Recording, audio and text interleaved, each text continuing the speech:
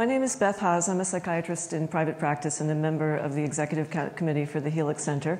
And I've been asked to moderate this a little bit last minute, so bear with me. It's not my area. But we're here today to talk about secrecy, privacy, transparency, openness, and related concepts. Since Freud's early when psychopathology stemmed from secrets that one part of the mind kept from another, to Winnicott's idea that for the development of self, and to allow the child to overcome shame and narcissistic humiliation, psychoanalysis has always been interested in secrets. And Western literature also has been interested in secrets, from Oedipus to Prometheus Bound, where the main character spends the entire play resisting the attempt of one character after another to get his secret out from him. So The Secret and its gradual revelation serves many literary and psychoanalytic functions. And liberal political thought is obviously predicated on the autonomy of individual selves and the maintenance of secrets as an aspect of selfhood. So we're here to talk about these ideas today in an age of NSA surveillance and PRISM access to our Google and Facebook and Yahoo records, drones, big data, and the internet creation of secret and revealed selves. And we will look to our wonderful panelists to help us open up these concepts of secrecy and transparency and their current relevance. So I'm going to introduce the panelists now. We are pleased to have here with us today Alex Abdo on the far left here. Alex is a staff attorney for the ACLU and for their National Security Project. He is the current counsel to the ACLU's challenge to the NSA's phone records program and has been involved in the litigation of cases concerning the Patriot Act and the Foreign Intelligence Surveillance Act, the International Emergency Economic Powers Act, and the treatment of detainees at Guantanamo and elsewhere. Alex is a graduate of Yale University and Harvard Law School, and prior to working at the ACLU, clerked for several different judges.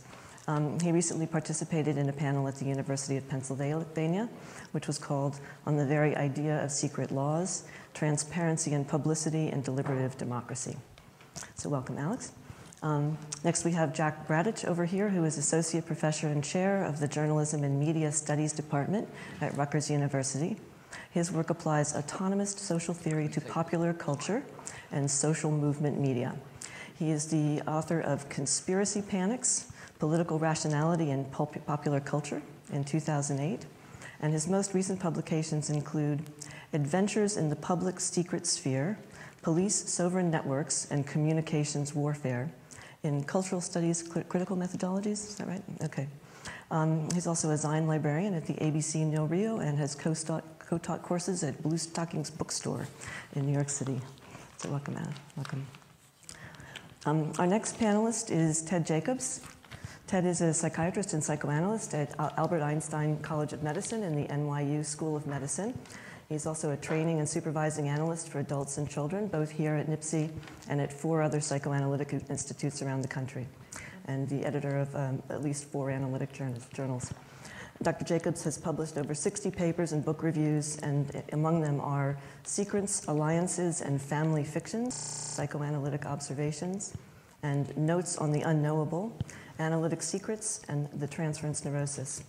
He has 2 new books out for 2013, neither of which have much to do with secrets. One is The Year of Durocher, a novel about the turmoil created when the manager of the Brooklyn Dodgers moved to a different team, the New York Giants, in 1948, and The Possible Profession, the Analytic Process of Change. So, welcome. And finally, we have Michael Lewis. Michael is a University Distinguished Professor of Pediatrics and Psychiatry and Director of the Institute for the Study of Child Development at Rutgers Robert Wood Johnson School. His research has focused on normal and deviant emotional and intellectual development. And among his books are Lies and Deception in Everyday Life, which he has brought for us here, and A Handbook of Emotional Development, which was awarded the Critics' Choice Award. Most recently, his latest book, which he also has with him, is The Rise of Consciousness and the Development of Emotional Life, which is out for 2014. And he's also working on a new book, My Life as Development. Okay? So these are our panelists. I hope that they will help us get access to the psychology and national psychology of secrecy and transparency. Okay? I wanted to start out just with a quote from JFK. The word secrecy is repugnant in a free and open society. And we as a people are inherently and historically opposed to secret societies, secret oaths, and secret proceedings. Seems like JFK was not particularly up to date, but I would start out with a question related to that. What is our modern conception of secrecy, privacy, transparency, and openness, and is there something uniquely American about the way that we approach it? So, I leave it to you guys to open that up. Yeah. Well, we were talking just before we came up, and many of you will remember that Eisenhower was going to meet with the Russian premier. It was Brezhnev or it was Khrushchev, I don't remember. Must have been Khrushchev. And right before they were to meet, a U-2 plane with Powers flew over Russia taking pictures. And they shot the plane down, and so they had us. Eisenhower was asked, did you have knowledge of this? He said yes.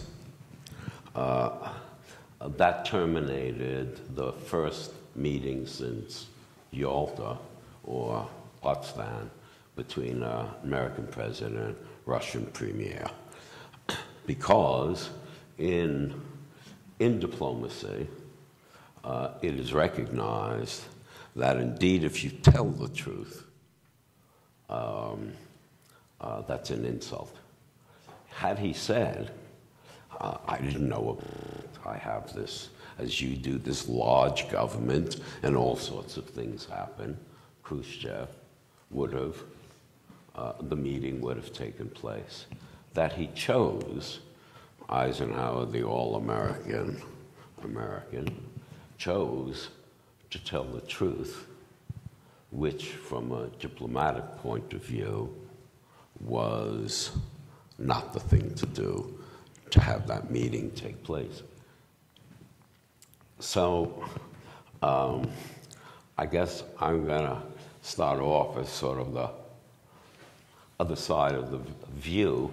I think that secrecy, deception, and lying have a very important place in human life. And I spend my time not as in legal or helping folks with their problems, media issues.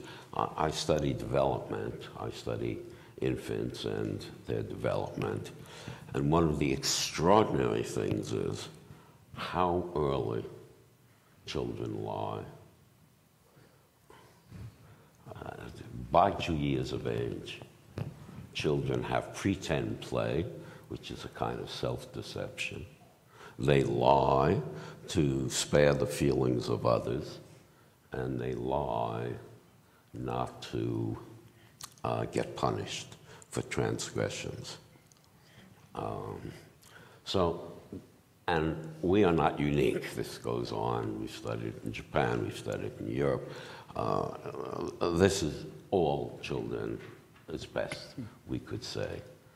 So extraordinary early in life, secrecy, deception, is part of the human psyche. I'll stop.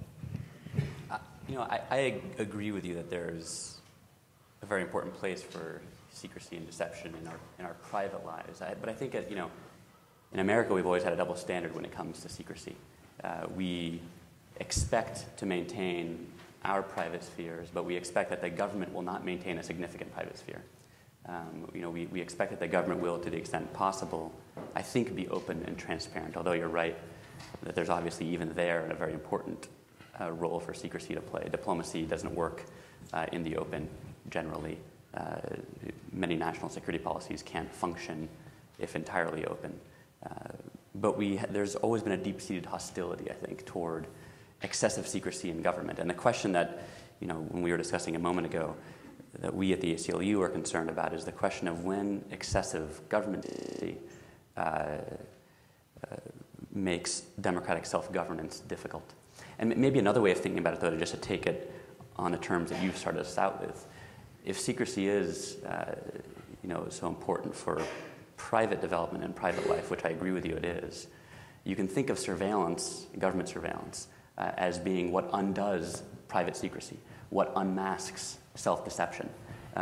It gets behind the veil that we construct for ourselves in maintaining a private and dignified life. And so there's a question as to what extent should we allow that surveillance, and obviously we have decided there should be some of it, and to what extent should we allow secrecy about the extent of that surveillance, which is another interrelated question. Yeah, follow up on that too. Around democracy, and I really like the figure of Eisenhower. So he could have said, as you said, he could have said, yes, we have secrets, but I didn't know about this one, right? It's an acknowledgement, but he said, yes, we have secrets, and I know about them, right? So, I mean, those are two different ways of revealing one's knowledge about secrecy, and I think that's it's that tactical approach to revelation that interests me as part of U.S. history. So around democracy. So you think about the emergence of the American Revolution. So much of it was also hatched in things like lodges and Freemasonic lodges and secret societies, right? So here's this fundamental moment of the foundation of democracy itself that's also partially hatched in some people saying, well, there's a certain kind of secrecy that we don't like, monarchical secrecy. But we're going to start plotting some things in secret because we have to do that because it's a revolution. And so there are moments that, right, that it's, to me, the issue is who gets to decide when secrecy and transparency are allowable, right? So that, to me, is the interest around sovereignty. Is there a difference between, say, a popular secrecy and something more like state secrecy? Can we think about something about secrets that belong to a population that's part of democracy and not just antithetical to democracy? You know, in some sense, secrets, just like I think I forget who it was who said that all politics is local. So it relates to the community, and even if it's national politics, people tend to experience it in terms of their own community, their own private lives. Secrets also are always, in some deep sense, always personal, in the sense that they resonate with our own experience with the secrets, and the deepest part of ourselves is, as you've said, Dr. Lewis, that secrets are always a part of development and a necessary. Can you imagine if a child didn't have any secrets, that the parents knew everything about the child? There'd be no sense of separateness, no sense of development. And a larger question that Alex raises is, when does this necessary aspect of secret become intolerable? And he says, well, a certain amount of state secrets are necessary for any government to exist. If the Germans knew where we were going to land in D-Day, we would have lost thousands of more troops, or maybe even the war.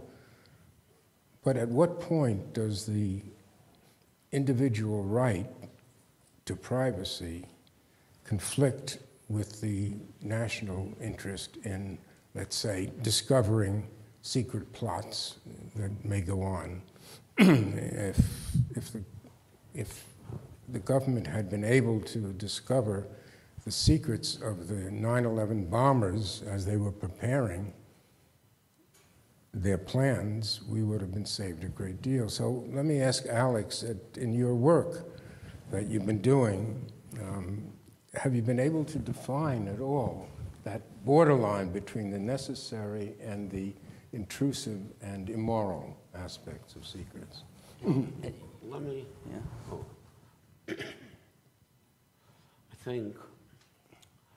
I think there's some agreement between having them and how much is a good thing. So I think that's a lot of progress, really, just as an opening, because we could have folks sitting here as panelists who would say that secrets aren't good. So, for example, there's a very famous philosopher, Bork, who talks about lying as a set of secrets as a first-order moral failure. Now, one could argue with that. What I think might concern us is what has changed for those of us who have lived long enough in terms of what is public and what was not public. So how many of us have not experienced walking down the street and having someone in full voice in a conversation on the phone with someone to which we could listen into?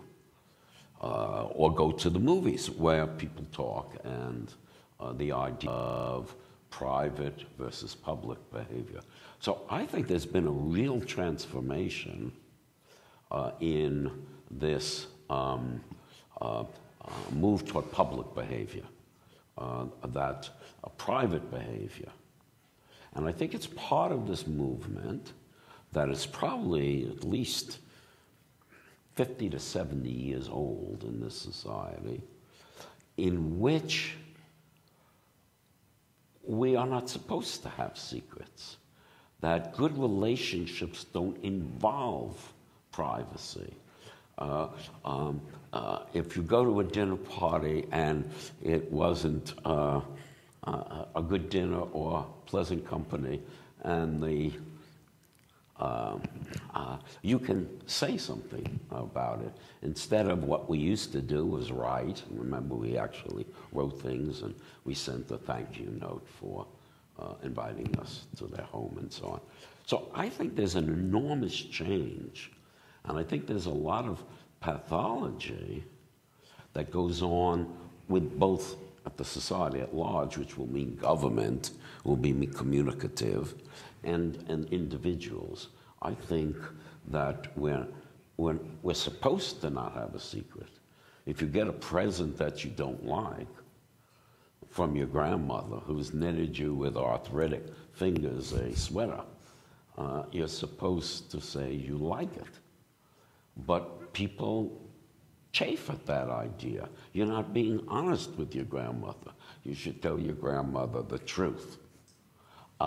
So I think there's a strange thing going on in our society in this domain of public-private, which, of course, is some sense what we're talking about.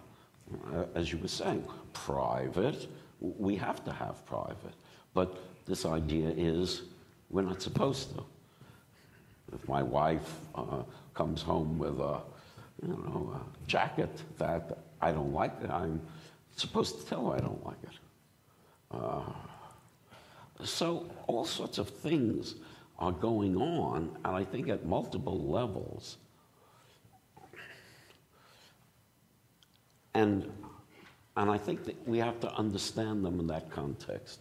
I don't know historically whether in this country there was ever a period of time when the government didn't have secrets. I mean, it's inconceivable to me that you could have a government in the same way that Ted was saying, you could have a person, a child, who didn't have secrets. Any functioning organization has to have secret handshake, secret code, secret language, in fact.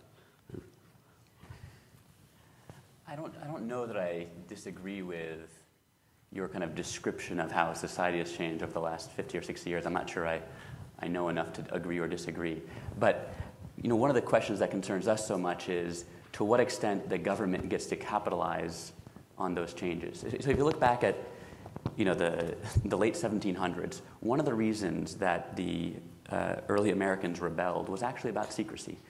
One of the last straws was the fact that King George insisted on using similar authority that was being used in England, what were known as general warrants, in the colonies as well. And these were issued by courts, and they gave constables the authority to enter homes at will, to search for tax evaders and people who were evading import taxes. And that was the foundation of the Fourth Amendment. That was where our right to privacy came from, was a notion that unregulated government access to our secret lives is wrong. But then for the next 200 years, the primary protector of secrecy was not actually legal. The primary protector of secrecy in the country was practical. The government couldn't record all of the information that was being spread around in public and maintain it in databases. And I think the real kind of governmental shift over the last 15 years is that, and this is actually a really kind of fundamental shift in the way intelligence gathering takes place, is that it is now possible for the government to keep a record of all of these conversations that are spoken in public, or to keep track of all of the digital trails we leave whenever we interact with an internet service. Because those things are, in a sense, made public. We share them with Google, we share them with Yahoo. But now the government can keep track of them, can keep them forever. And that search first, suspicion later approach to surveillance is really a revolution in the way our agencies conduct intelligence gathering. And so the question is that okay? And if it's not, why isn't it? If you're right that this is information that we're just volunteering anyway, why do we care if the government keeps a repository? And one answer is that when you, and this is a phrase I heard recently, when you calcify the present, you might say to yourself, suppose you had the world's best detective and he were always able to reconstruct the past. Would that be a bad thing? Would you, maybe that's a great thing. Maybe you want a police officer who's always able to reconstruct the investigative path. And one logical leap from that is, well, why not preserve the path now so you don't have to rely on the superhuman investigator? And then you can just give the government access to these databases of information. And an answer to that question, I think, is that when you calcify the present in that way, when you get rid of the practical protection for secrecy we had for 200 years, you also encumber the present. Every current decision is encumbered by the possibility of future liability, not necessarily legal liability, but the possibility that in 20 years something you said will be uncovered in a way that never existed, that there was in essence a right to be forgotten for most of our country's history, and that is being practically threatened. We now live in a world where virtually everything we do is digitally tracked in some way or other, and we have to wrestle with the question of whether we want to preserve this practical ability to have those actions forgotten or not. Well, I don't really want to talk about the government, but you don't object to governments having secrets. You object to them knowing about our secrets, that is, knowing about our private life. Is that the argument? Are governments allowed to have secrets? Because I don't see how they could function. I think they have a question they can have secrets. The question is what level of secrecy is allowable in a democracy. And how about recoverable? Recoverable? Well, in the sense that you know what they know about you, Freedom of Information Act, and so on. There was an attempt there. The government makes records, gets information about people, and you have a right to know what they know. Right. Okay. Is that a safeguard? I think it is, but it's kind of telling in our country that that's a statutory right and not a constitutional one. You would think in a democracy that the Constitution would protect access to information about government, but in fact, the Supreme Court has held it doesn't. Right. There's not actually a constitutional right to that information. And the statutory right, and as someone who litigates a lot under the Freedom of Information Act, I can tell you is a weak one. Yeah. So the question, if you went back to the 70s, which is when the Foreign Intelligence Surveillance Act was passed, and this is the main law that the government has used for national security intelligence gathering for the last quarter century, 35 years, you could have made an argument that in 1978, that statute itself should have been secret, that our prospects in the Cold War would have been better had the KGB not been able to read the law that governed the intelligence activities of the NSA. But we rejected that. We didn't, because there was a recognition that certain things should be public. And so I agree, the governments need secrets. The very difficult question is when the secret becomes illegitimate. And to take the modern day example, you have Edward Snowden, who leaked the existence of a program in which every phone record, every single day, is being captured by the NSA. The phone call that you were talking about made on the streets of New York City, by tomorrow morning will be in an NSA database. Is that a secret that a government should be allowed to keep? And I think that's a difficult question in a democracy. You know, we have a strong view of what the answer is, but not everyone agrees with us, and it's a difficult question. At the same time that there's been a kind of maybe defanging of FOIA, has there also been an increase, my understanding is an increase in classification of certain kinds of domains of government activity? So at the same moment that the public is disempowered, increasingly disempowered from accessing things, more and more things are becoming inaccessible. I mean, is that a kind of characterization of the recent 15? Every government official to have left government in the past 30 years has complained about overclassification, but even more of late. And there are now, I think, I forget what the exact number is, but millions of people who have security clearances to access this trove of information that is growing exponentially. Particularly in the digital age, things are now born classified, they say, because they're derivative of other digital documents. You email something around internally on a classified network, and all of a sudden you have a whole new classified chain of information. So yeah, you're right. And so to me, I mean, some of the changes I think that are happening in the political environment include precisely what you've been talking about, an expansion of a national security state, specifically in the last dozen years or so, around terror war, right? And a kind of war context and a war environment that makes every question about freedom, democracy suddenly tied to security, and that security suddenly becomes the most important kind of value through which all these others have to be run through. So that kind of discursive environment is something I think that's changed over the last 15 years. The other thing that I think has changed a bit, and which is my interest, is on how that do get revealed take place in a public sphere, and it almost doesn't matter, right? So one of the things I look at is sort of the early Bush years and some of the things that did get revealed, and all the books that came out around, you know, Bush is a liar, Bush is this and that, and then it made no difference for the election, right, in 2004, because it's almost like there's a belief somehow, an American belief, that if you expose secrets, that leads to action. And I think that is the connection that I'm interested in. How do we move from information to action? And does exposure and revelation actually lead to action? Or is there something else going on that might prevent that from happening? So that's sort of my interest. And my favorite figure during that time period is one of the masters of revealing secrets, and that was Donald Rumsfeld, right? Who is this, I mean, you just listen to these press conferences, and he's almost a wizard at this, where he says things like, remember that list of the known and the unknown that he brought up. But there are these known knowns, then there are the known unknowns about Iraq, where these are justifications, then the unknown unknowns. Right, what he forgot, though, he only mentioned 3, right? And then that 2x2 monohybrid, there's a 4th, right, which is the unknown knowns. Is that right? Yeah, right. So he didn't mention that one. I'm like, okay, why? What is that one about? And so that, for me, is the interesting moment of things that we know are happening, but we forget, right? Or we deny, or we repress.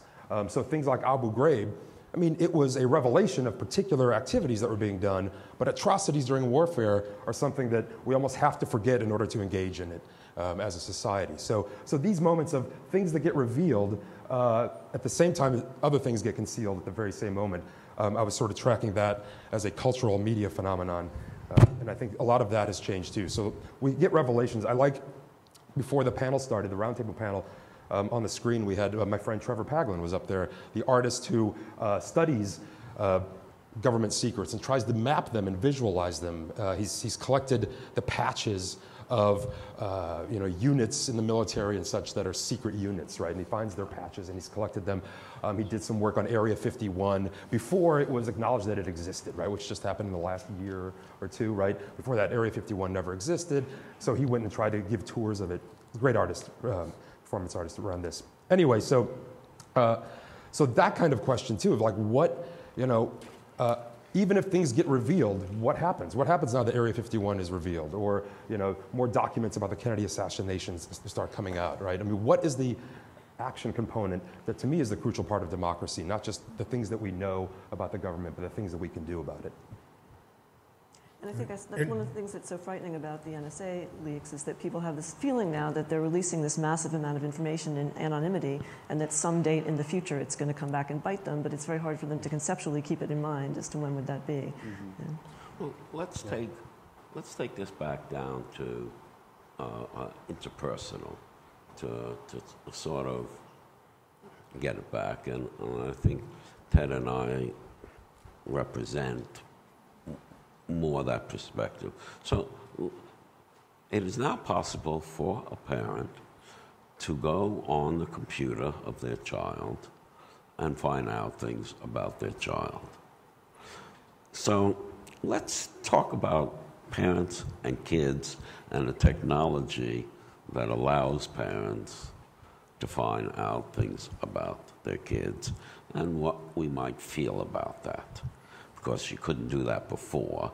Now, since you wouldn't open mail and so on, but it is now possible with computers in the home to do that. There, I think there would be more argument about whether that was a good thing or a bad thing, or how to regulate that and so on. I don't have an answer to that. I'm just sort of trying to bring your point about new technology, changing the complexity of the problem we have, to making it now interpersonally. Well, I mean, we could even do it not therapeutically, but now with brain imaging and all this kind of work that is leading to find out what is going on in someone's head without asking them or without interacting with them. So what we have is a technology that is allowing all sorts of challenges to this idea of privacy or secrecy, whether it be at the level of the individual to the government or the level of the person to themselves, to the therapist, to parents, and so on. That technology is changing that. Well, the people have responded so much to this idea of the government listening in on phone calls, being able to obtain private messages that people send to one another.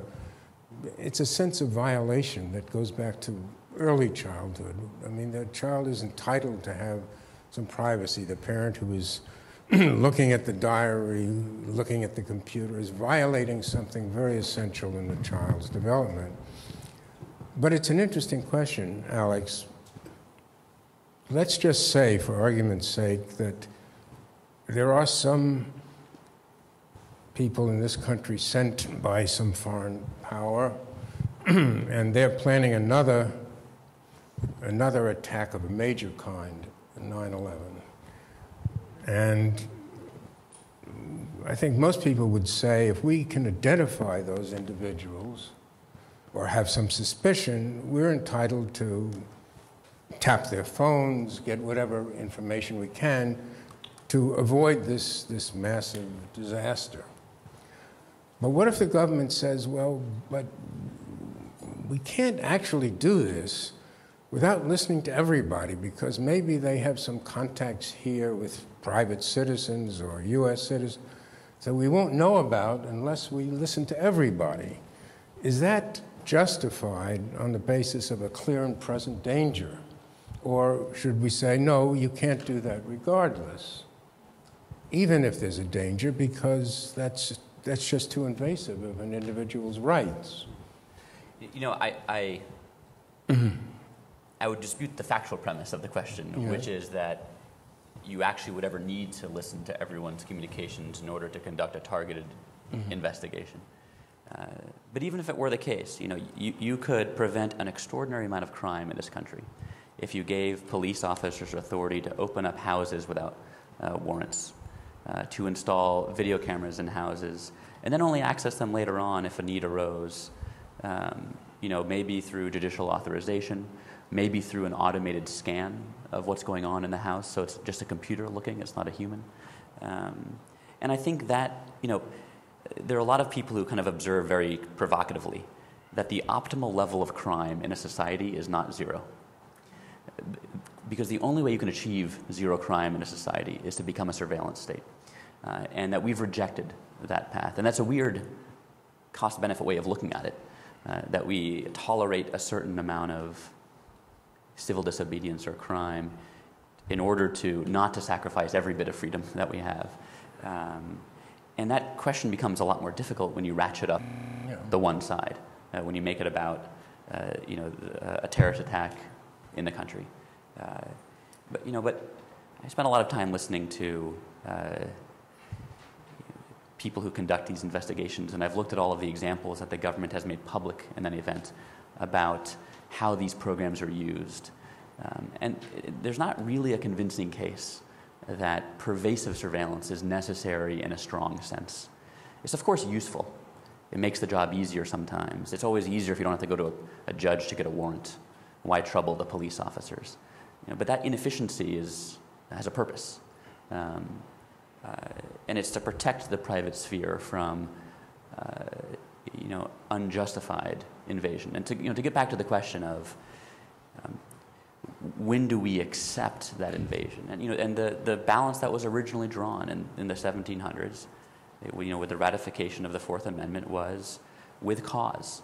And the question always is, what's sufficient cause? And we can have that debate. But with cause means something. It means that you don't accept pervasive surveillance at the outset. You don't accept dragnet surveillance. That's what the founding was, a rejection of King George's dragnet surveillance. I used to do most of my early work at the ACLU was relating to mistreatment of detainees. And so we heard the same argument there, which was, well, maybe torture does work. Maybe in that one situation, the ticking time bomb scenario, you'd want to use torture. And the kind of civil society groups that work on these issues are divided over whether to engage in that hypothetical. Because torture is immoral no matter what is the argument. I mean, we shouldn't engage on this practical question. But they always, at the end of the day, you want to convince people that it doesn't actually work. And even if it did, this ticking time bomb scenario is actually just a hypothetical. It doesn't actually exist. Those situations never really do exist. So I don't think we'll find ourselves in a situation where the but-for limit on cracking a terrorist attack is collecting every American's communication. But if we did, I think our principles would reject pervasive surveillance to accomplish that result. Why do you think pervasive surveillance is going on now, since there doesn't seem to be a clear and present danger, but it's still going on? There's been a shift in the way the NSA conceives of its role. It really has switched from an agency that used to be targeted in its investigations to one that tries to collect everything at the outset to preserve for later searching. And that technological shift has just happened to occurred over the last 20 years. The war of terrorism, they've redefined so that there's always a threat.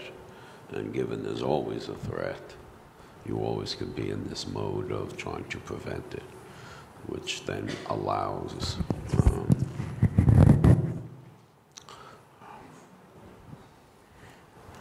allows them to do this. There was another, and we were talking about it briefly earlier, which is the role of people in the society to uncover what, in fact, the secrets or what the government is doing. And there, we were talking about investigative reporting. Well, that has all but disappeared, given the state that the print media is in now. Now, hopefully, the new technology, the internet, blogging will pick up this, but we get in our home Times every day, and it says all the news that's fit to print. Well, that's silly. Clearly, we know that they selectively don't tell things as they've admitted. But investigative reporting has, for the most part, disappeared.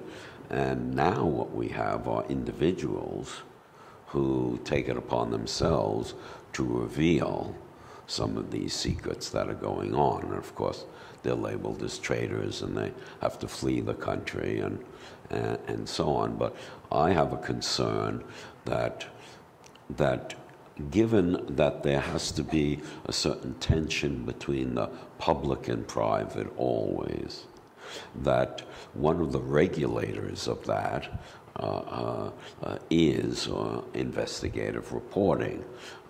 And there is much, I think, much less of that. not much less of it in sense it isn't happening, but you know, I read Mother Jones. Well, Mother Jones, I don't know if it has 50,000 subscribers, or The Nation, where things break much earlier than, or Eye of Stone in Another Generation, where in fact there were people who took up, reporters, the media, who took it upon themselves to in fact report and to try to regulate this private, public kind of activity. And I'm really placing, and I understand the position of preventing the government, but I see it as a broader issue between a public and a private. What is private and what is public? And I think we're in trouble with this. There's much too much private behavior that's public now. For some of us, we're uncomfortable with it. We don't really want to hear the conversation, the regulation of conversation in restaurants. For those of us who are New Yorkers, come on, I mean, it's, you know, we can't go in, the noise level is so high, and it's because people don't modulate their voices any longer. And so, but investigative reporting, what's happened to that? You know better than I how many people get their news from the, you know, from television, how many get it from newspaper or from the internet. In fact, we know how little people know about what's going on in the world, our citizens. I've forgotten the figures, but 5% couldn't name who the vice president is, and probably 90 couldn't name who was the last vice president. So is something happening in this balance now that needs righting? Interesting, legal, ACLU, such organizations attempt to try to maintain this balance. But it's a lonely place to be. You would be much more helped, right? I mean, if there were a lot of people out there who could, as part of their job, reveal these things and, you know, confront some of these issues. I mean, this last event with, I can't remember his name at the moment, but, you know, had to reveal what the NSA was doing, and then he had to certainly leave the country. So that's kind of investigative reporting, but then you get classified as a traitor. So I don't even know how, I mean, from a legal point of view, obviously it has to be fought to regulate it. No one could argue with that. But I think if we take a broader perspective of, and maybe it is, what happens when technology changes, and indeed it's only going to get more amazing, with this balance between public and private. It clearly is, we're in the midst of change, which in a single lifetime we can witness. Sometimes it's quite scary. I think, you know, the right to privacy has been based on the idea of habeas corpus, typically, right? I'm sorry. The right to privacy has been based on the idea of habeas corpus, typically, right? And there's been these metaphors of the body or the home or like concrete things that are inviolate that you have ownership over. And I was curious, what are the rights to information that we have now, and what is considered to be owned by the person, I mean, in terms of language or data or things like that? What are the legal principles behind ownership in that way? One of the people that I talked to for this panel is starting a company where you would actually own your data and could monetize bits of information that are used about you, because that is something that belongs to you. You know, Wittgenstein's thought that once you put something in language, it no longer belongs to you. So, you know, how is that sort of tension being played out between people? As a legal matter, I think it's difficult to answer this question of what preserves our ownership of information, but as a practical matter, it's a lot easier to describe it, which is that, you know, if you think of your relationships with various internet companies, if you're not paying for the service, chances are that you're not the customer. That's the adage that's been cropping up these days, that if you're not paying for it, you're actually the product. And that's true for a lot of the companies that monetize the information. If you're a Gmail user, you're only a customer in a very attenuated sense, because what funds your use of that service is actually the information that you volunteer to Google, that they then scrape to create their ad-based business model. And so I think this is part of what Dr. Lewis is getting at, which is that people more and more these days are volunteering this information. But there's a way in which we've always done that. It's just now we have an internet to facilitate the exchange of the information, and so by necessity, so much of it resides with someone else. We used to keep journals, now we just keep them in the cloud. And what does that say about who owns that information? Should technology change what we think of the ownership of that information? I don't think so.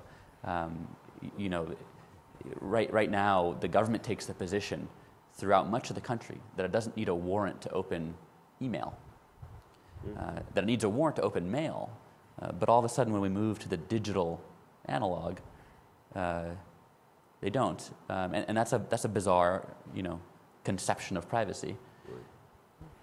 Just to follow up with that too, about the kind of corporate surveillance and data gathering that happens when people do this. So one way is to, we used to write journals, now we put them in the cloud and we make it, in a Wittgensteinian sense, open and public, right? And it's no longer ours. But what's happening with corporate surveillance is we give it over to another private entity, right, who then captures and reorganizes the data. And we do that when we sign those, we check mark those boxes, right, the terms of service agreements or the end user licensing agreements, the things that people tend to just like check, I've got to get to my mail, or I've got to get to this, I want to start this platform. But that's when this sort of, it's almost like the last bastion of this true, like older form of sovereignty where you give up your rights to your data because you've told them, whatever you want to take from here, you can. And then some of the battles that are happening both legally but also culturally around how platforms like Facebook have to then respond to its users that say, well, you might want to alter those terms of service agreements before, unless you want to alienate a lot of people. So there is a cultural dimension, I think, there too, as well as legal. Information has become a sellable item. So, on your, if you write a check, there are so many public things we do that get us into the private domain. Social Security secret is probably the most secret thing we have. If you have a package sent to you, they have your address, they have your zip code, and commercial, thinking of commercial. There's enormous, you go on and buy something online. So people are harvesting bits of information which are now extraordinarily valuable, supposedly. Now there's something interesting about it, which is that the algorithms to analyze these bits are very primitive. And what really scares me is when they develop really good algorithms. And that's, of course, where a lot of our tax dollars are going, as they try to figure out how to take in every phone message, every internet message, and try to get information that's useful for whatever their purpose might be. It's not easy. There's an awful lot of information out there, and one of the things that may save us in some sense is that there's so much of it that's going to take a long time. They can't analyze sentences and phrases, and they can't really analyze emotional tone. They can analyze words. So if you say president and you say murder, the simple algorithm can put that together in a sentence and bring it up to some other level.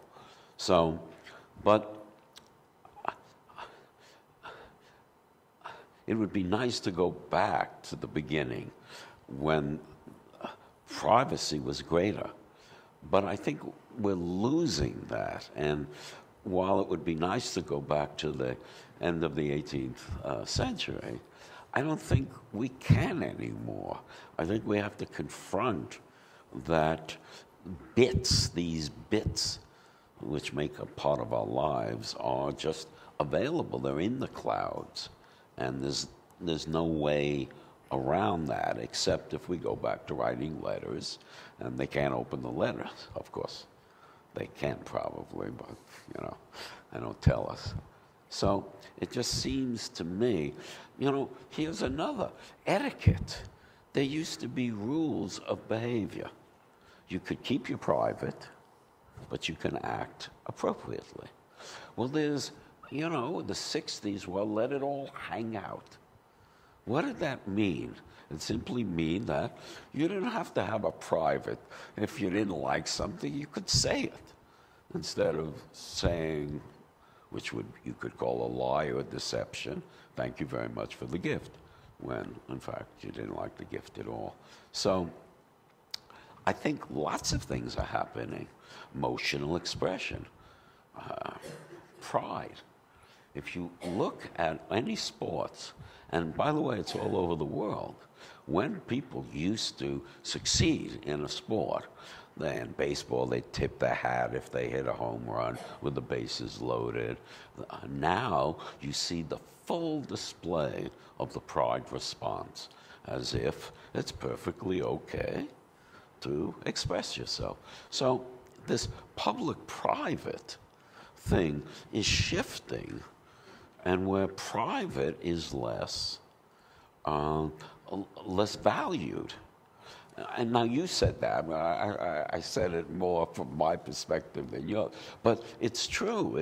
It's less valued now. So what we're confronted with is, in fact, governments which tell us we're always a threat. And there's always an enemy there. The war on terrorism is endless. We don't declare war anymore. We haven't had, who was the last president? Roosevelt, I suspect, who went before Congress and asked for a declaration of war, which is a requirement. So, I mean, not only are our secrets our private being invaded, but certainly the rule that the president needed a congressional act to declare war has disappeared too. So, I don't think the solution, I mean, I hope you find the solution, but I don't think it's going to be going back to the end of the 18th century. We just live in a totally different world. I mean, I think that's right as a practical matter. We're not going to go back to the modes of communication of the 18th century, but I think the principles are worth thinking about anyway. But there's always been this tension between private and public and what you share. And if you want to live a meaningfully social life, you construct your private sphere and then you choose what to share with people. Every time you have a conversation, you're sharing of your private life. And that's what it means to engage, right? And I don't know that people now value their privacy less. It just might mean that they share their private information in a different way as part of their social engagements. But there's a way in which you can think about this from the governmental perspective, which is that private people share information, to engage meaningfully, but governments share information often with the public anyway to maintain credibility. And there's a certain amount of sharing you have to do as a government in order to maintain legitimacy. Otherwise, you're viewed as a repressive government. You're viewed as one that isn't democratic, isn't governed by the people. But that credibility is only at stake when there is kind of an adversity between the government and some other strong actor. It used to be, as you were saying, investigative journalists who would hold the government's feet to the fire when they didn't share enough. Now, large media organizations don't fulfill that role as well, perhaps, as they used to. There's a flatter business model when it comes to media. But that essence of adversity needs to be there. There needs to be someone who has an adverse interest to the government to force the government to maintain its credibility by sharing information. Can an individual decide that? We've had two examples one of the WikiLeaks and this last recent one where someone exposed the NSA. Yeah. So can an individual decide, this is immoral, I'm going to expose this? Yeah. It's a very interesting question because one may feel that they've done a service, and yet do they have the right to do that? Yeah. Suppose they decided that some democratic principle was entirely wrong and should be exposed. I mean, you know, there is a whole interesting argument to be made about all of this. Yeah, it's a hard question about who should be making the decision when it comes to government secrecy. And you know, it's difficult to tell the director of the NSA that one of his employees should be the one making the decision about what should be public and what shouldn't be. I think an equally intolerable answer is that the executive alone should decide what should be secret and what shouldn't be. And the practical answer is, you know, our Constitution is one that sets up a system of checks and balances. It pits. There were two secrets, wasn't there? Yeah. One, that they were doing it, and two, they're doing it to us. And that's kind of interesting because, in a certain sense, he exposed they were doing it, which then allows us to be prepared to act in a certain way to protect our privacy. So maybe what we need is not that they do it, but that we know that they do it.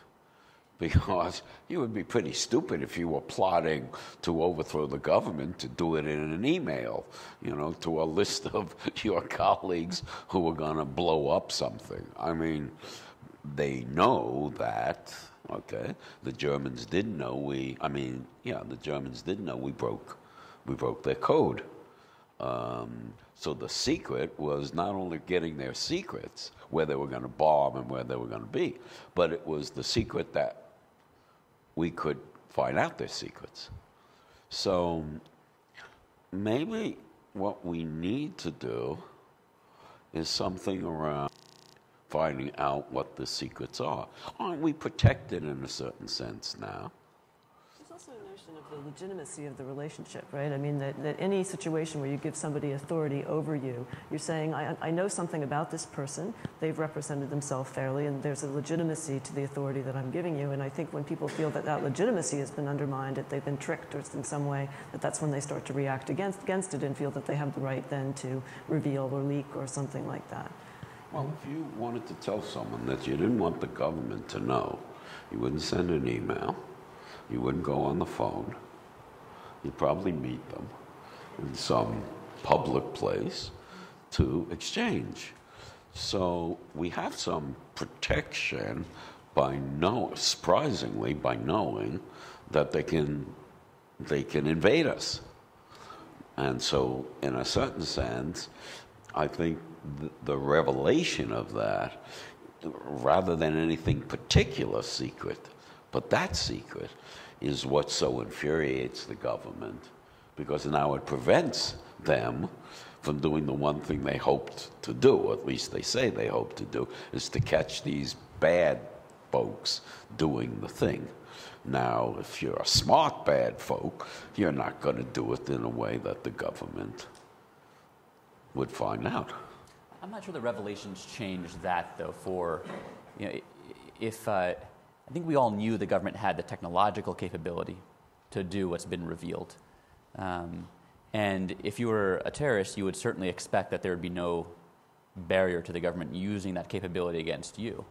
Any system that requires cause, you know, a suspected terrorist will pass that threshold. They will be targetable under any system. The biggest surprise, I think, from our perspective anyway, was that it was so untargeted.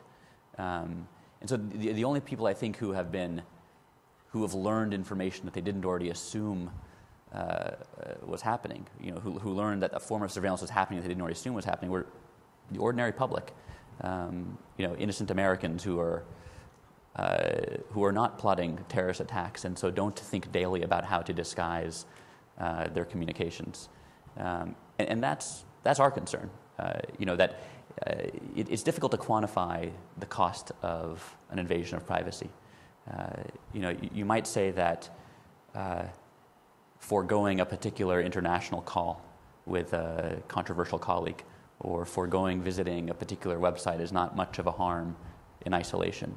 But in the aggregate, I think it is. I mean, I think it is in isolation, but in the aggregate, it certainly is. That those hesitations add up.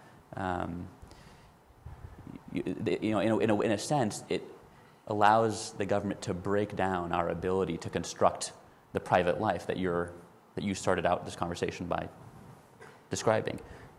It takes away from the private citizen agency, the ability to manage his private affairs. You've written about this as a battleground, right? You want to say it? Yeah, there are lots of battles in battleground. I'm trying to think what to pluck out here. One thing is about, going back to the 1700s, we shouldn't go back there. Yes, again, technically speaking, but in terms of technology, but yeah, the principles of democracy and a nation's foundation were forged there, so it's important, I think, to go back for that reason. Otherwise, we go back to the 60s, in which it was said during the Vietnam War, we had to destroy it in order to save it, right? And I think if that logic starts appearing as part of what we exist in now, then we have brought that kind of war to the homeland, right? And so that concerns me in terms of the freedom and the spaces of dissent. So if there's a blanket notion that citizens are potentially connected. Now, they're not potentially terrorists. They're just potentially connected to someone who might be connected to a terrorist. Then dissenters who've already been determined to be terrorists in different kinds of discourses. The FBI considers, lots of different kinds of protests to be actually forms of terrorism, domestic terrorism. Then we may have already gutted the foundation under which people can have a democratic life as well as a rich interior personal life. And so that's the battleground that concerns me, is also where dissent can take place, both through surveillance, the counter-surveillance. I was thinking about cop watch, right? So instead of these sort of also grand figures like Snowden who do these international things, how about very local, all politics is local, very local things like cop watch that are tracking, police abuse on the streets, and then the ways those people who are, documenting that, who might be a kind of investigative journalist, are being preemptively arrested, their equipment confiscated, all the sort of NYPD techniques against Occupy Wall Street, attempts to visualize what was going on by the police, especially during the clearing out of Zuccotti. I mean, these are ways that there's a preemptive intervention into the forms of transparency that can happen from bottom up, from the people on the streets. So that to me concerns me. That's why I think it's a battleground. And so to think about it more in terms of warfare, in which case law is very important to find curbs and to be part of that. But when I think of at least the stories I've heard about the NYPD having built into their budgets the fact that they're going to predict these lawsuits because of their extra-legal detention, preemptive detention of protesters on the streets of New York, right? So they figure that they're going to do this, it's going to be illegal, they're going to lose in court, and they're going to have to pay out a civil case, right? So that's already built into the way that the strategy works to manage dissent. And that to me is where we need to think about who gets to produce a kind of transparency upon whom and under what conditions. So.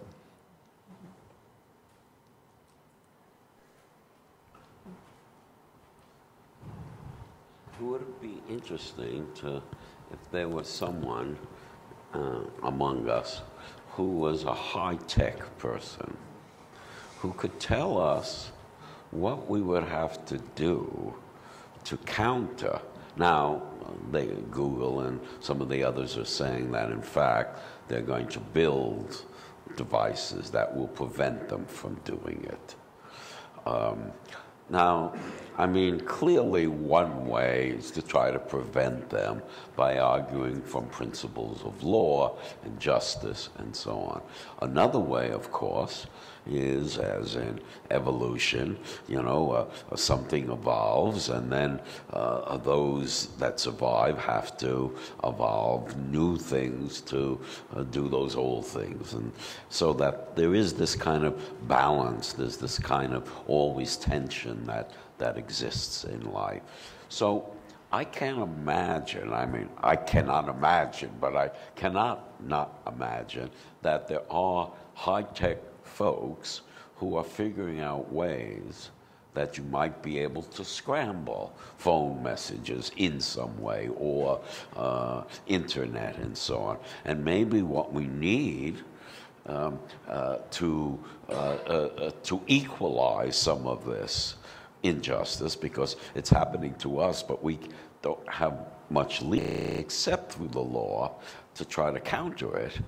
Maybe we need to develop, a new technology that I attach it to my phone for any phone call that I don't want anyone to be able to decipher. I can tell you a little bit about that. Oh, It turns out it's relatively simple to disguise the content of your internet communications, your emails. Most people won't take the extra steps necessary, and Gmail has no incentive to facilitate it because their business model is based upon access to your email. But there are ways to encrypt those communications. What's much more difficult is to disguise your metadata. And it turns out, and the reason is because you generally need to expose your metadata so that your communication service knows where to send your information. If you're sending an email, the to line needs to be exposed so that the next computer knows where to send it. There's a lot of research that's gone into how to disguise that, originally funded by the Navy, because the government wanted a way of securing its internal communications. And so they invested heavily in a system of what's called onion routing, where you would sequentially encrypt your communications through a series of hops, with the idea that no one hop knows the full path, and it's very difficult to reconstruct. But these are difficult technologies to use for most people.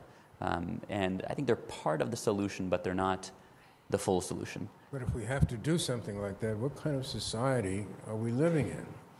And what is the implication of having to protect ourselves, and what's the implication of the government having the power to find out information about a private individual without regard to you might say, the basic rights of that person for privacy? I mean, what's the implication? Have we undermined really the whole sense of democracy and the sense of trusting government?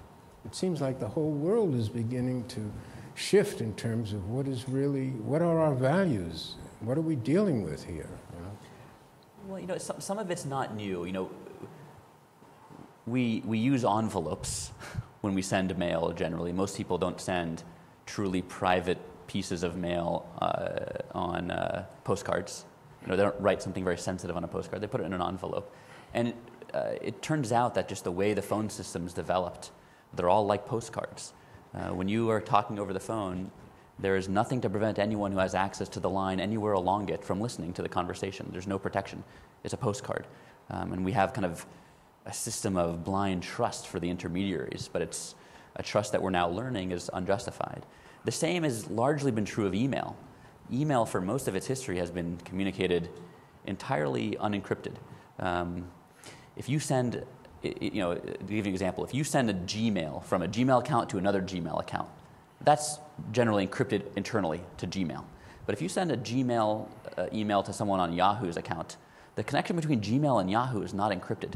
So anyone, and not just our government, and not just a government, but even a relatively unsophisticated hacker, could intercept that communication. So some of it, I think, is just common sense. It's putting the envelope on your communication. But I agree that we shouldn't have to. It's sad. It's a sad commentary that people in the tech community are now thinking of their products from the no trust model. Right? They're assuming that nothing can be trusted. The server can't be trusted because the NSA has access to it. The telecoms can't be trusted because they'll roll over and give up the information. So let's design a system that is secure even if you can't trust the servers, which is possible. But it's a sad commentary.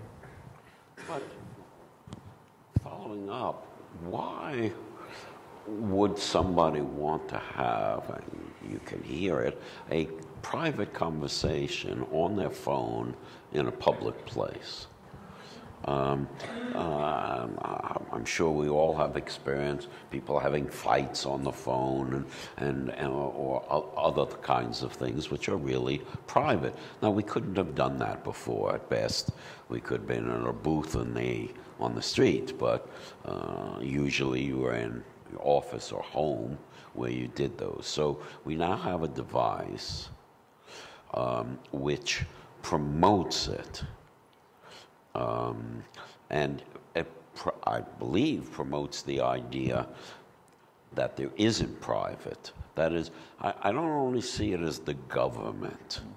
And I guess I'm trying to think it through with something not just the government and us, but something is happening.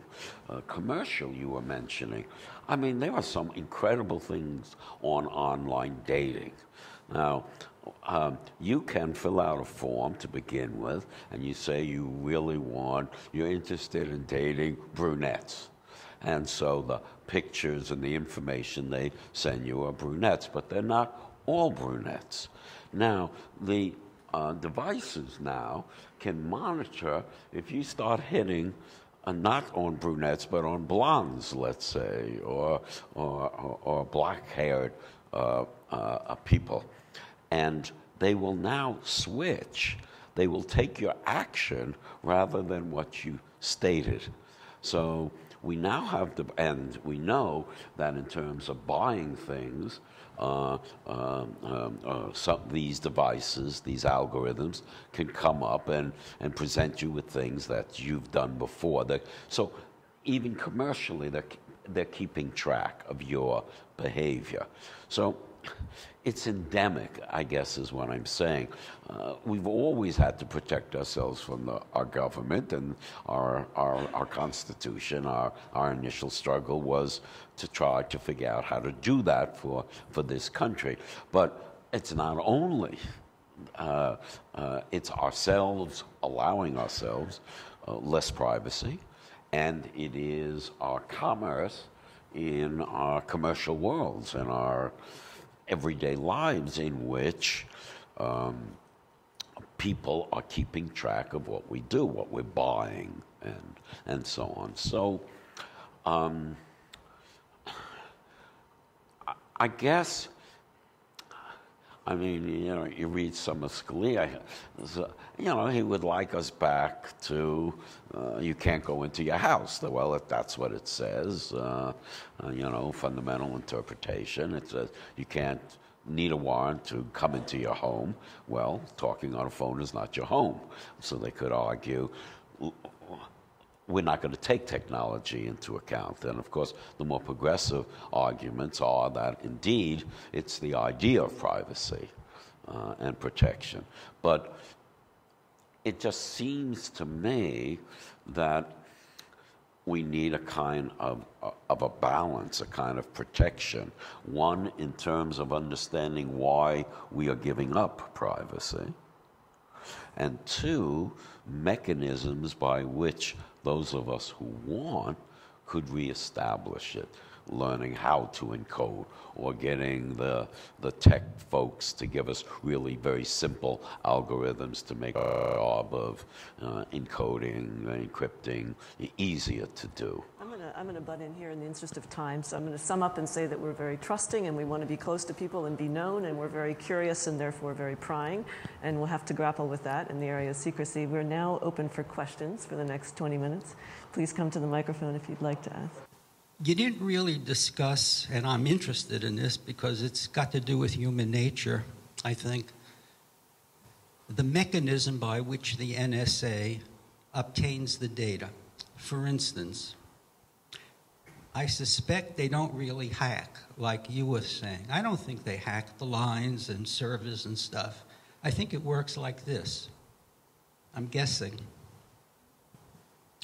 They get a court order, and you could help me here.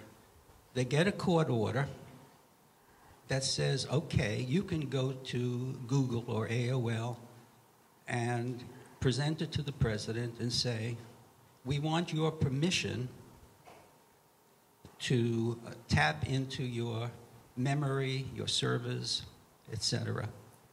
And the president of AOL thinks and says, hey, what if I said no? What would the government do if I refused to obey the court order? So I would like to know really the mechanism by which they're doing all this stuff. And maybe someone could tell me. Yeah, there are a number of ways they do it. You know, the vast majority of the information the NSA collects is not through hacking. They do some hacking, and there are documented cases of the FBI, for example, seeking hacking orders in order to remotely turn on the video camera on someone's laptop without that person knowing. So hacking happens, but the vast majority of what the NSA does is not through hacking. It's either through court orders directing companies to turn over information.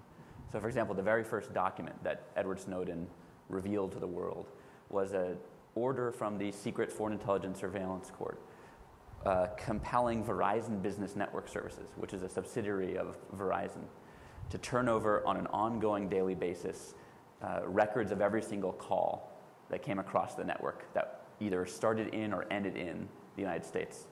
So that is an example. There are similar types of orders that allow programs of surveillance directed at Google, Yahoo, Microsoft, etc. And then there's a lot of surveillance that takes place outside the United States, either through alliances with other countries, with their intelligence services, or through picking up information off the wire, kind of physical hacking or tapping, or picking it up out of the air using satellite and radio wave surveillance, which happens. But the vast majority is not through hacking, and you're absolutely right about that. What would happen to a company if Verizon said, no, go to hell? Well, they're compelled by court order. They can challenge those orders. They don't have a great incentive to. It's interesting, this type of order, the one that was directed to Verizon, there have been similar ones to all the major companies, and they've been going to those companies every 90 days since 2006. So each one of them has received dozens of orders. Not a single one of the telecoms has challenged that order, even though on its face it's extraordinary. A record of every single call that comes across your network, whether it's related to a terrorist or not, hand over. And not a single one has challenged them, but they could challenge them. But the reason they don't have an incentive is because, A, they have a very close working relationship with the government. They have a lot of government contracts, so they have a financial incentive not to. B, the statute immunizes them, so they don't suffer any legal liability for turning over your call records. You can't sue them. And C, they're compensated at fair market value by the statute for their cooperation, so they're getting paid. So they don't have much of an incentive. On the other side, on the side of the service providers, the internet, the tech companies, as opposed to the telecoms, the tech companies have occasionally pushed back. The last major one was by Yahoo back in 2007. Haven't really been any major challenges from the tech companies since, although they're starting to ramp up their efforts now and they're pushing back a little bit. But they have the same relationships with the government. They have the same immunity provided by the statute, and they have the same provision for fair market compensation. Please introduce yourself when you come up. Greg Burke.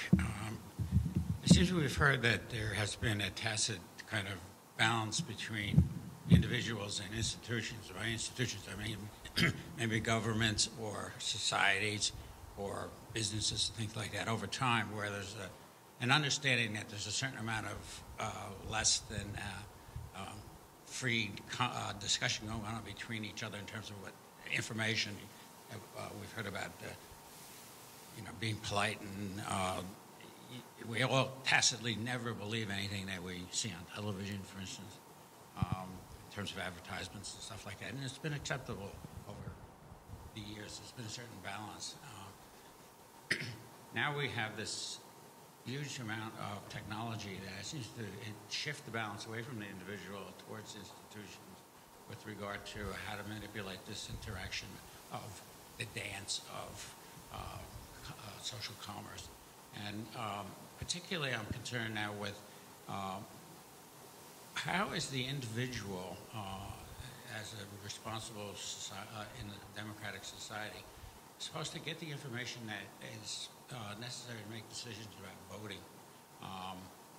The issue here is believing what you hear from politicians, from people who are actually in the government. It seems to me that we have, in our society now, created a paranoia about terrorism that requires a lot of people to want to give up certain rights. And this is an opportunity to manipulate. And I just see this huge imbalance now because people, I can't figure out what's true. I mean, how can you all on the panel here figure out what's true in terms of being able to make an informed decision as a citizen to vote, both from what the government is telling you and what you see on the news? I read Wiki, and that's how I found out about the PRISM program and how Google collaborated with the government with the leaks. So that's my source of information. But this is not just happening to us. We are participating in this, and I guess that's been the psychological point I've been trying to understand, is to what degree have we psychologically moved away from this idea of the private.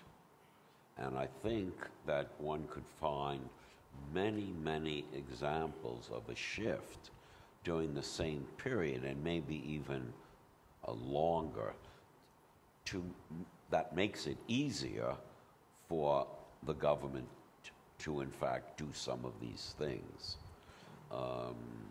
The shift to telephone conversations in public, just simply that. Now, my wife and I were in Paris. We've just come back, and shockingly, there are not many people on the phone walking the streets.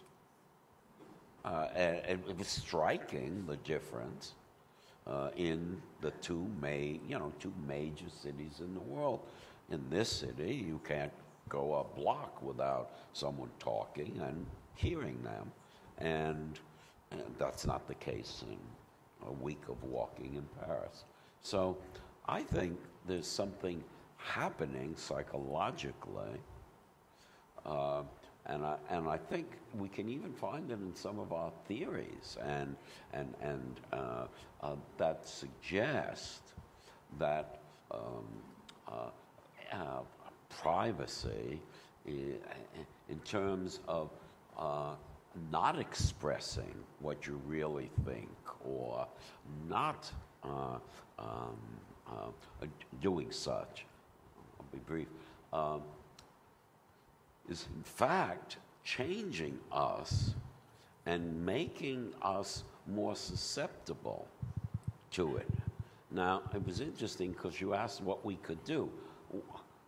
I mean, there is some outrage, and it's going on for a while, but it's shocking how little there is. And I'd be very curious if people don't use their phone as much or don't use email as much, knowing that potentially someone could be listening in and gathering data. So it's happening to us, but I think some other things are happening. There's a psychology that is happening at the same time, which is playing into this. Can I just suggest one thing? Because we've had this conversation a little bit today, but is it possible that most of that shift is at the margins? Because I suspect that if you ask the person who's on their phone walking down New York having what is usually a conversation with a mom or a dad, it's not usually the most private conversation in the world, but suppose that even if it is, if you ask that person, would you share with me your Gmail password? Tell me your social security number. Allow me to install video equipment in your home. They'll say no to those things. So, I think there's a core of privacy that persists even if there is a shift at the margins. Sure. But is it just at the margins, I think, is the question. The question is it at the, do you mean margin in terms of people or not? I mean, I've been in restaurants where, a young woman is talking to her mother and having an argument about something in which I'm privy to, and she does not, this doesn't seem to bother her that a complete stranger is listening to this going on. Now, Does everyone do it? No, of course not. Lots of people don't talk on their phones unless they really need to, or just small exchange of information. So in some sense, it's not everyone doing it. But I do think, for example, etiquette, which disappeared in the 60s when the idea was, no, you let it all hang out. There's a struggle. Etiquette books disappeared. They actually have reappeared, which is a kind of an interesting phenomena. But it now is you can't have a private thought. You have to make it public if someone asks you a question. Good interpersonal life was you gave them the answer. So I don't know how marginal it is, but I would be concerned in this struggle with this, with government, which is what our major concern is here. I would be concerned that it's not them just doing it to us, and if they are doing it to us, that we are becoming more compliant psychologically to it. Time for a couple more questions, I hope. Yeah. I think people waiting, or? No, I think you will. I just want to ask about what you guys think is the role of the psychology of fear in the way lots of this policy has been crafted. Because it seems to me that the way that the NSA's role has grown sort of comports with what millions of years of evolution have forged in us. There's the classical example of you have an animal in the savannah, it hears the grass rustling behind it, and it can make two types of mistakes in that situation. It could worry that there's the threat and turn around and there's nothing, which is a mistake. Or it could assume that it was just the wind, but it's actually a predator and it's dead. And so, of course, evolution pushes us in the direction of leaping at a threat that may not be present. And it seems that our reaction to one very significant but relatively isolated terrorist event has had a very profound effect on our governmental policy and the way that we all sort of accepted changes in our own security. And so because this is such a deep-seated, strong, evolutionarily formed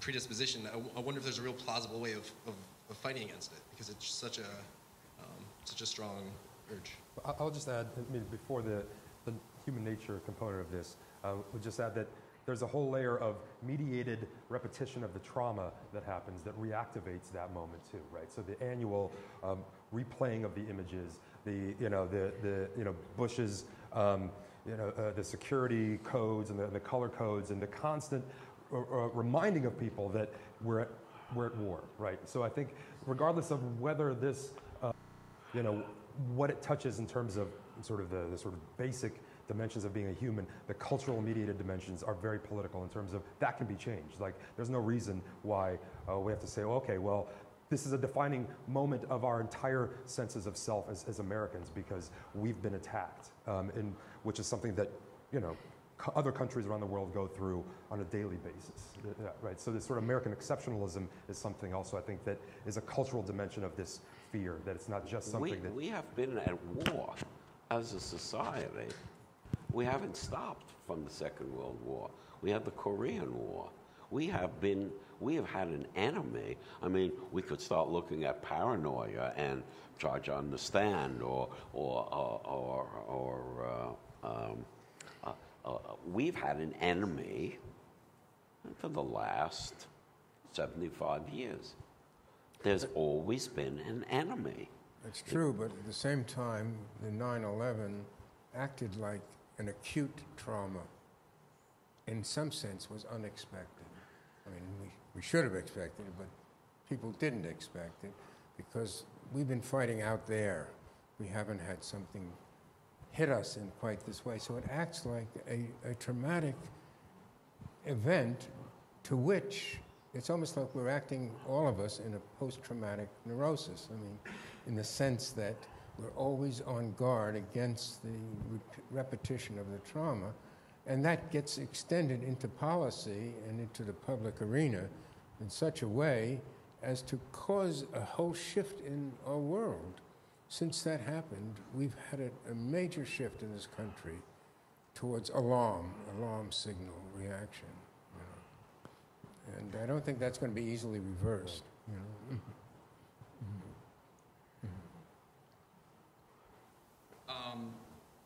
I have a slightly different focus. I was struck by your analogy of the supernatural detective who could figure anything out retroactively.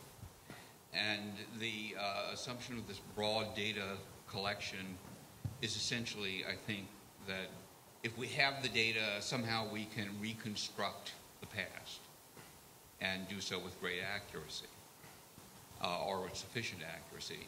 And I'm thinking immediately of a couple things. One is Google Books, where Google is going around scanning books. I don't know if any of you have ever had the experience of actually looking at these books. They're terrible.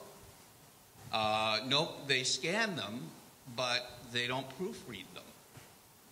And I know, I mean, I've downloaded some of these books. Some of them are unreadable. They're gobbledygook.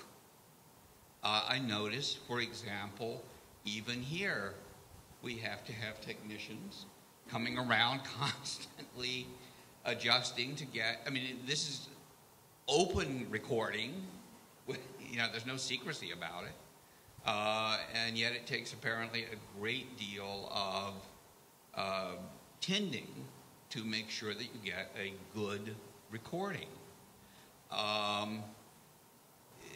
You know, great deal of data. Who, obviously, if we record everybody's data, technically, if it were all listened to, it would mean that everybody would have to be working to listen to everybody's data. You know, there's a mathematical problem almost. The existence of the data, I think, often gives people the idea that somehow that data is knowledge, whereas often I think it's not data but interpretation. And I'm also responding to the personal experience of having been the subject of a government investigation many years ago for political activity during the Vietnam War. And I got a copy of the investigative report, and I wrote a response to it, which began with the sentiment that as a taxpayer, I was greatly disappointed in the low quality of the investigation. I mean, I'm not going to bother to go, but I was appalled. I said, this is what they came up with? How much did they spend for this? So I think in part what I'm saying here is, yeah, there's an issue about the collection of data, but there's also an issue, I think, about the perception of almost, you know, supernatural knowledge and so forth, which I think is very, very questionable. But it, you know, knowledge or the perception of knowledge also is power.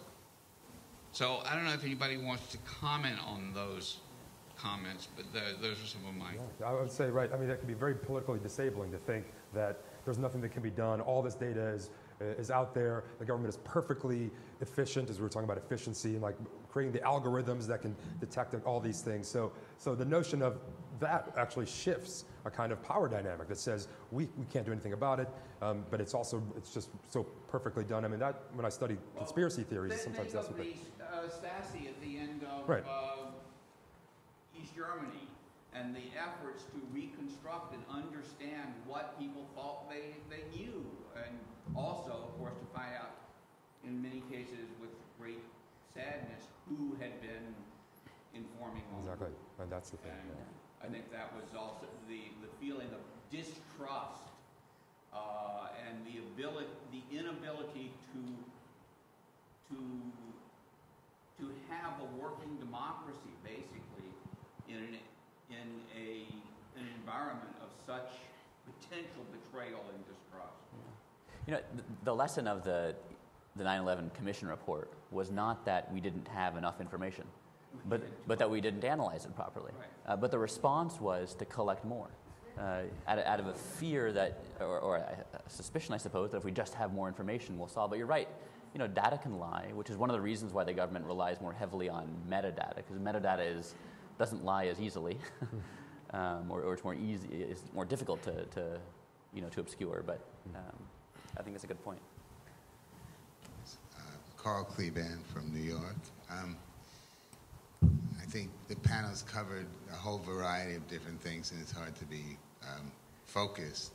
But I wanted to bring the discussion back a little bit more to what Dr. Lewis was starting to talk about, I think, which is rather than the issue of national security and spying and the threat to civil liberties or the restrictions of civil liberties that have always happened when those things have been threatened, and how much worse all of this could be now and is with the explosion of information and the explosion of the technology and the accessibility to information. What interests me more, in no way to slight the importance of all that, but what interests me more is the information that we give away so unwillingly, and the implications of that. And that is, all given the accessibility on the internet of all the data, including our financial data, our medical data, our legal data, our personal lives, what we do and what we don't do, how we spend our money, etc. I wondered if the panel could comment more about this psychological, social, and even political ramifications of that, leaving out for the moment the special issue of national security and national safety but the whole change in privacy, or the way in which, at least in America and maybe in the rest of the world, we kind of willingly that's sort of gone or largely compromised. If I can start with that. So it's a question about the freely and willingly. I think it was Maurizio Lazzarato who said, right, in the 60s, self-expression was a sign of freedom. Today, it's an obligation and a compulsion, which is, and not just a psychological one, but an economic one. It's an imperative that people create digital profiles, young people do, right, in order to be able to get jobs, right? So that's one way. It's like this constant need to express oneself, to show oneself digitally, communicationally, in order to connect with the world. There's partially that. I think there is a change in what it means to share. I don't think it means people just, produce everything and without thinking about it. I mean, there are new words, I'd say, in our vocabulary. Only adolescents Sorry? Only adolescents texting to each other. Sorry, are adolescents texting to each other? I mean, that's a particular form of communication. I mean, texting, Right. yeah, sure. Adults are doing that too, yeah. So I'm thinking about words that have entered the vocabulary like oversharing and TMI, which young people also use. Right? Too much information, right? So it's not as though it's unfiltered. I think the questions of etiquette, protocol, and what these filters are haven't been part of a discussion enough. But we're not also asking young people enough, like how are they already managing this privacy? They don't want parents looking. They don't want employers looking at everything, right? They don't even want their partners, their romantic partners, looking at all of their communication either. I would just want to complicate the notion that it's sort of this flood that almost is coming from individuals rather than a social compulsion, again, around express yourself, or there's something questionable about you. If you don't express yourself, if you're not available, if you're not on call 24/7, says the family, says the job, says reality TV, right? You're hiding something. So I think that what we've lost is a notion that, that we might want to say like there's something worth hiding, which is a different one than just saying people are just giving freely and willingly. But what is it worth protecting? Not just as privacy, but as secrecy, which might be a little different too. And I'd also suggest that it's maybe more a difference in degree and not necessarily a difference in kind. You've always had to share extraordinarily personal information in order to obtain certain services. It's true now your medical records, for example, are often available online, but those medical records used to reside in your doctor's office. The digitization makes them more easily accessible and brings, with it complicated questions about informational security and privacy. There's another kind, though. Again, the audience has more gray hair than the population at large. But clearly, I mean, you go into a restaurant and someone's taking a picture of what they're eating to send to someone as they're eating it. Or they're describing what they're doing in the here and now. And so these are another kind of information. But it's hard to compare that to what would have happened 50 years ago when the technology didn't exist. If you put that technology in the hands of someone... My point is the technology allows for it. Yeah. And I do believe there are social rules, psychological things that are changing in modern societies, which are inducing this. Loneliness, I mean, silence, not having, not having it light all the time, or, being in the dark. We evolved with light and dark. We don't have to be in the dark anymore. We can go on and on. You can talk to someone in a continuous fashion. We're texting in cars as we're driving. I mean, there is a lot of insanity, if you look at it from a cultural point of view, that are going on. I mean, yes, you come, you have a nice dinner, and you talk about it. You say, gee, we went to this wonderful restaurant, and you should go and we had this dish, and you describe it if you're a foodie. But now you can take a picture of it, and not only show it later, but show it at the time you're eating it. But you're not going to show it later. That's the thing. I mean, so why not just think of it as temporality? Like, I'm doing it now. I don't have to deal with it later. So it's a moment where it interrupts the present, but it just becomes a different sense of temporality. Social present, doesn't it? Takes it out of the private. Takes it out of eating the meal, at least either by yourself or with the person you're eating with. And now you make it a public eating. This dessert is now a public act. Now, if you think about it, okay, I mean, maybe that's a good thing. I don't know. But it sure as hell is a new thing. Well, it's always a public act. You're in a restaurant doing it. The question is how big the audience is. We're streaming this event, right? Or it'll be streamed at some point. Well, has the role of privacy changed in child development and families? And I think it has changed. Yes. It's an evolving thing. It's no longer the strict kinds of demarcations that used to exist. That itself is a historical artifact. That kind of my privacy. father was not my friend. He was my father. And now fathers have to be friends. And what does friendship require? Well, friendship requires, a reciprocality, which means giving up some of your privacy. I actually have been trying to understand that. I'm not sure it's a good thing. I'm just not sure that it isn't leading. Indeed, our parenting is not, in fact, leading a whole new set of generation, almost two now, to in fact not to just to know everything, and this is part of it. It's ongoing knowing everything. Now that's a setup when you say there's danger out there and we're going to protect you because you're used to it to begin with. And now they're giving you some kind of what seems like a good reason, which, of course, as you were saying, isn't. I mean, one, you have to analyze this huge amount that you're collecting, which is not easy to do. But the fact is, I think there is a psychological change. And I think we, as older people, in fact, are not as susceptible to it. And I know, as the young, and look at the public behavior, others in the room look at, in a therapeutic sense, and a different kinds of behavior, but in a public behavior, I see things which are just out of my experience. I think we have time for one more question. So let's, two short ones. Okay. I'm Alexei Kalogerakis. I'm an analyst here at New York Psychoanalytic. So I had I think going through a few of the things I'm here, closer, sorry.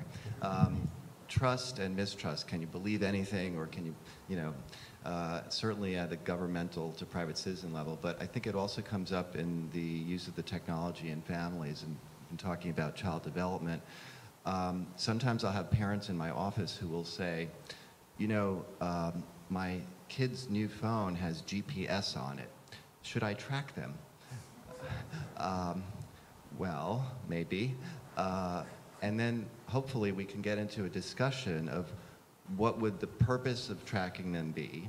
What information would they gain from that? What would they do with that information? And then it doesn't become an easy yes or no answer at that point, which I think is good. It can come up in other ways.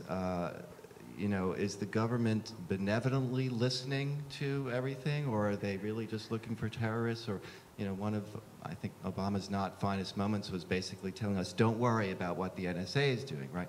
But in a family, that might be okay. In a family, a teenager might come home with alcohol in his breath, and a parent may think, should I say something?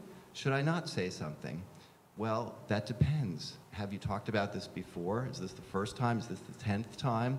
And hopefully what's there is a relationship in which you can maybe trust your teenager to a certain point, but not too much, but that it's established and that you can count on it in some way. Obviously, when we're talking about private citizens and the government, we can't do that. Some people feel you can't trust anything they say. Some people feel, well, they probably know what they're doing. So that's why we have rules, and I'm very thankful we have people like you guarding our, but the balance of those things. But I think it comes up in other ways too. One other comment just on the issue of sort of groups and dissent. Who was it? One of the Times op-ed columnists from many years ago wrote a column saying, never use your credit card, always pay cash. Right? It was the libertarian guy, I can't remember his name. And I thought, well, why? I mean, it's easy to use a credit card. It's convenient. Well, okay, but I'm not doing anything terribly embarrassing on my credit card or subversive.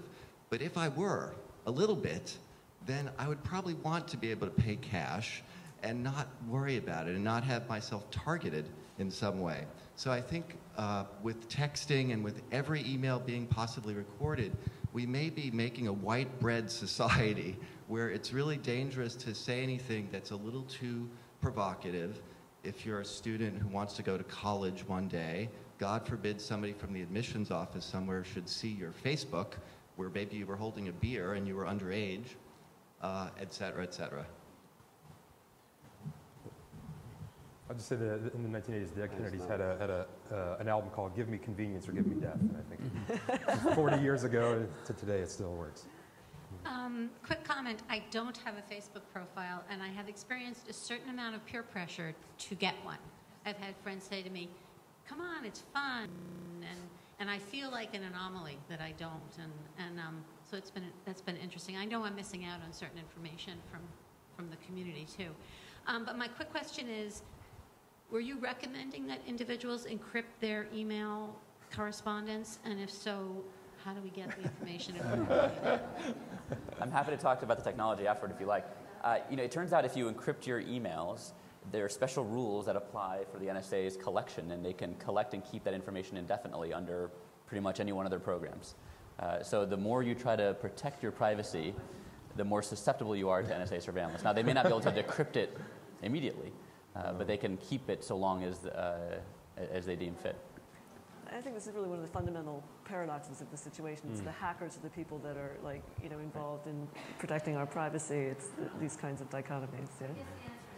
No, don't draw attention to yourself. And there are there are interesting questions about the role of attention and direction of attention in terms of constructing the self when you have all of this information equally available. Yeah.